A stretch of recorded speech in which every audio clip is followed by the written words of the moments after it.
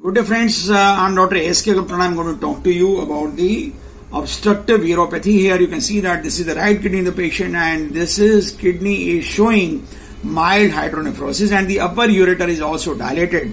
If I try to show you the other kidney, we find that there is a moderately severe hydronephrosis in the other kidney and this kidney is also compromised and this patient's renal function is also compromised.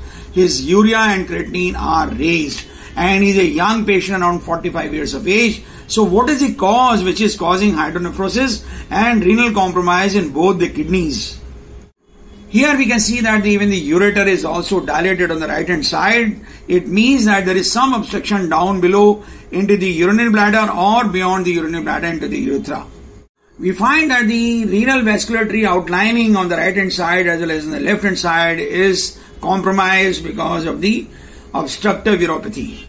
And this is the urinary bladder of this patient. And what do we see in the urinary bladder? We find that the mucosa is irregular and the mucosa is thickened. It means that the patient is having cystitis. You can find that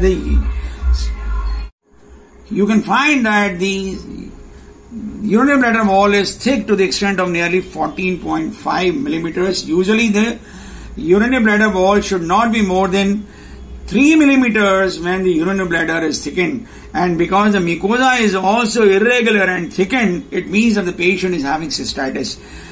It all suggests that the patient is having obstruction beyond the urinary bladder because both the kidneys are having hydronephrosis, both the ureters are dilated, even this cystitis is present. So what is the cause of the obstruction in this patient? We find that the prostate is enlarged. And you can see that this is the median lobe of the prostate which is projecting into the urinary bladder, causing obstruction to the flow of the ureters. Usually the prostatic enlargement is not seen at a young age of 45 years, but here we find that the prostate enlargement is present and we should really treat this patient, and this patient should be operated immediately and urgently so that his kidneys can be made to recover from the obstructive uropathy. Once we measure the size of the prostate of this patient, we find that the prostate is nearly 40 grams in size, but it is mainly the median lobe which is enlarged in this patient causing obstruction. So we do not have to go on just on the size of the prostate. It is the obstructive uropathy which is more important, and we find that the post-void urine in this patient is nearly 275 ml.